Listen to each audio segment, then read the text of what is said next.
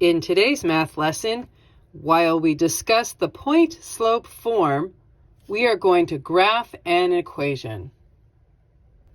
The point-slope form of an equation is y minus y sub 1 equals m times the quantity of x minus x sub 1, where y sub 1, m, and x sub 1 are all numbers.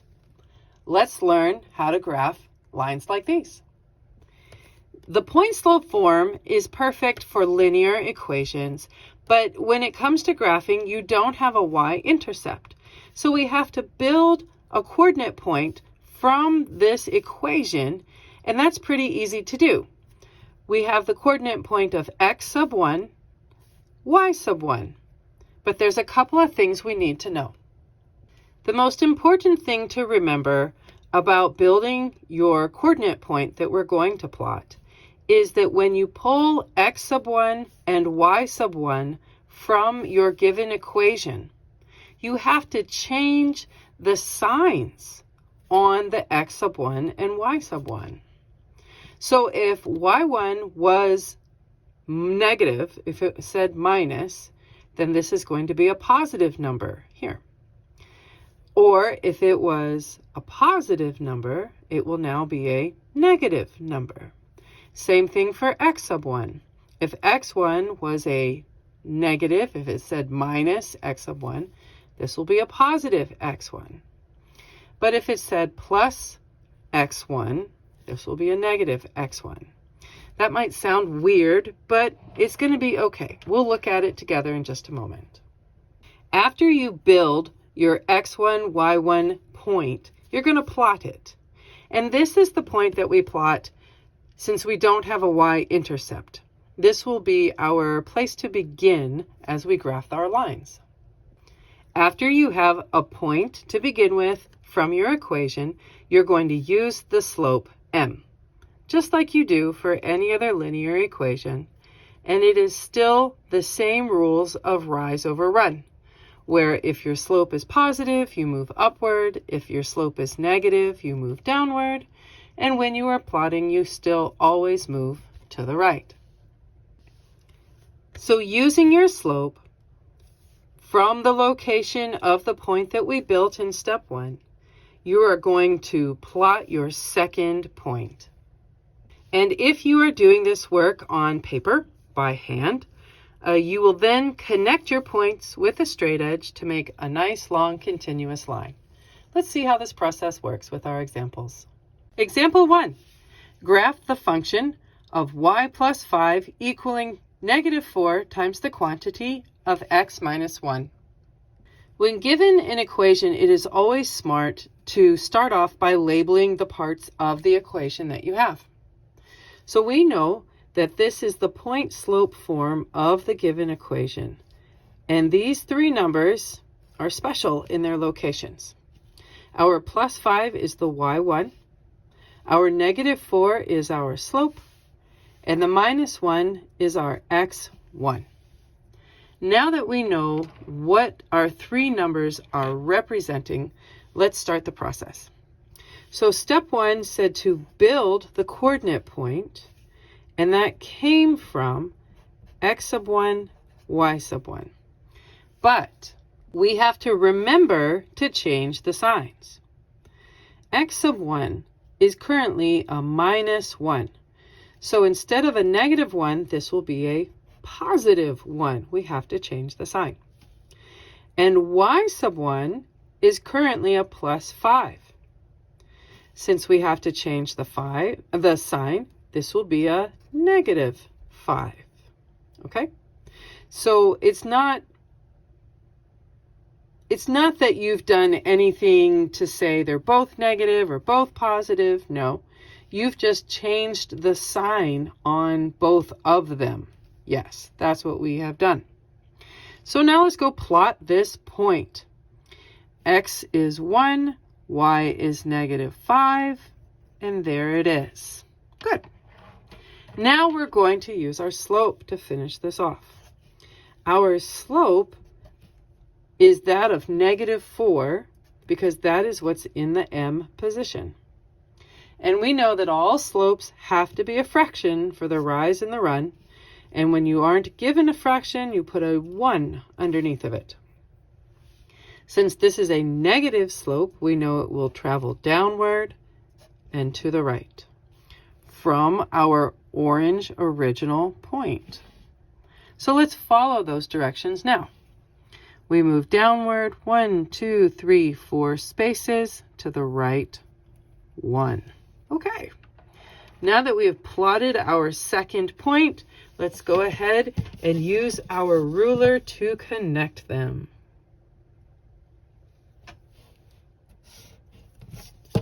And there you go. It's really pretty simple. You don't have a y-intercept in your original equation, but that's just fine. You do have a coordinate point, and from there you follow the same rules as you always have with your slope. And there you go. Example 2. Graph this function where y minus 4 equals 1/3 times the quantity of x plus 10. Always starting off by labeling the different parts of your equation. Let's box them up and do exactly that. So y minus 4. Y minus 4 is the y sub 1 equals 1/3. 1/3 is your slope, it's m, times the quantity of x plus 10. So our plus 10 is x sub 1. Great. Now that we've gotten that figured out, let's go do step 1, build the coordinate point. Remembering that our coordinate point is always x1, y1, and we have to remember to change the signs on those numbers. So x sub 1 is currently plus 10. We change its sign, so it will be a negative 10. And y sub 1 is currently a minus 4. We'll change its sign to be a positive 4. Okay. Now that we have our point, let's go plot it. We know we have the x-axis and the y-axis. So negative 10 runs to the left. Positive 4 is up. And there's our first coordinate point. Super. Now that we have our first beginning point to work with, let's use our slope. Our slope is 1/3. And since it is positive, we know that it will travel up and to the right from our beginning point. Let's do that. So from our purple beginning point, we count up 1 and to the right 1, 2, 3, and plot our second point. Since we've got 2 points now, we can get out our handy dandy ruler and connect them.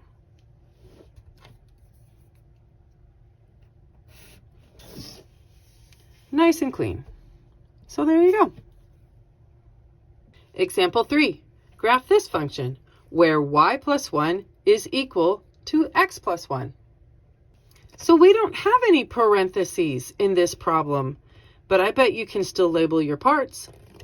We know that what comes after your y is going to be y sub 1. We know that what comes after your x is going to be x sub 1. And we know that whatever is in front of the x is m. And since you don't have something that's obviously visible at the moment in front of your x, we know what that's going to be. We'll talk about that in just a moment. Okay, let's build our coordinate point. We know the coordinate point is always x1, y1. And did you remember to change the signs? I hope so. x1, well, right now it's a plus 1, so we know that in the coordinate point it's a minus 1. And y1, right now in the equation it's a plus 1, so that will also be a minus 1 in the coordinate point.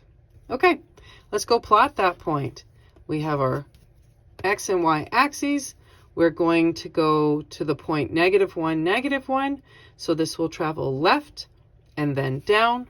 So left from the origin, down from the origin. Here is the coordinate point that we begin with. All right.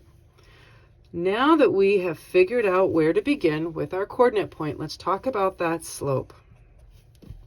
So slope is always what's ever in front of your x.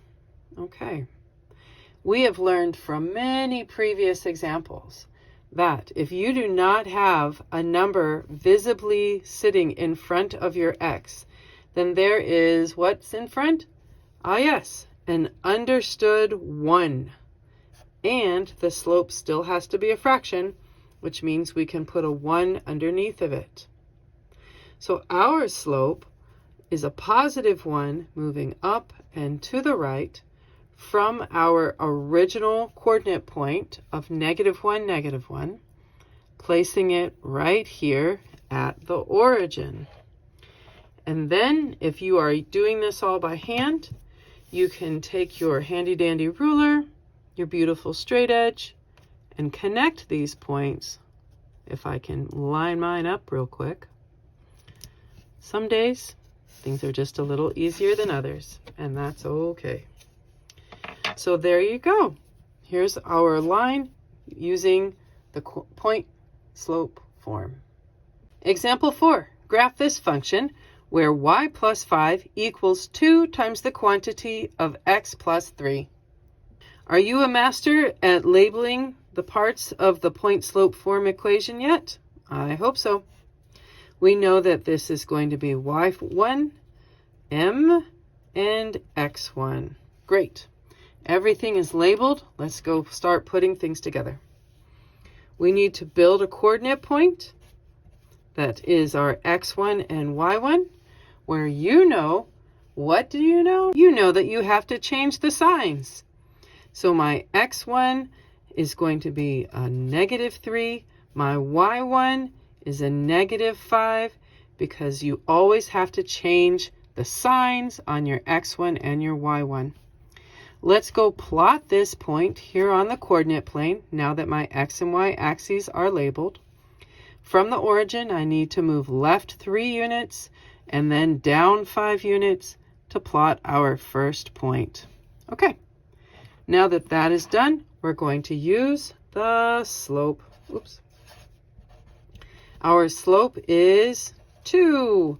And to do the rise over run, we need a fraction, so we put a 1 under that. And since it is a positive 2, we know we're going to travel up and to the right from our original point. So from our original purple point, we move up 2 units to the right 1 unit and place our second point. From there, we can get out our handy dandy straight edge and connect our points.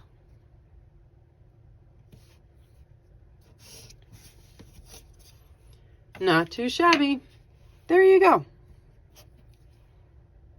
On our 5th and final example, we're going to graph the function where y minus 6 is equal to the negative quantity of x plus 5. So like a pro, let's go ahead and label the parts of our equation, because we know while it might seem trivial or tedious, my goodness, just labeling these parts helps to keep you from making silly mistakes that you wouldn't otherwise make. All right, so y sub 1 has a -6 above it. Slope m has a negative above it, and x sub 1 has a +5 above it. All right, we're going to build our beginning coordinate point. Let's see. Did you remember? I hope you remembered. x1, y1. x1 is going to be a -5. y1 is going to be a +6. How come? Because we had to remember to change the signs on the numbers that we pull out of the equation. Let's go plot this. My x and y axes are labeled. I know that my coordinate point is going to the left 5 units and up 6 units from the origin. So left 5, up 6. And there that is. Now that we've got a good place to start, let's go figure out our slope. So m has just a minus. That's all it's got there. So we know that if there's no visible number showing, that means that there's an understood 1. And ours is an understood -1, just because there's a minus up there. Again, slope is always a fraction. Do the rise and the run. Our -1/1 will be going down and to the right. And that's exactly what we do from the point where we began. We go down 1 and to the right 1.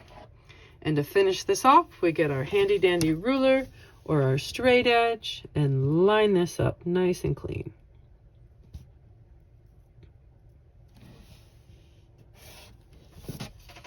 And there you go.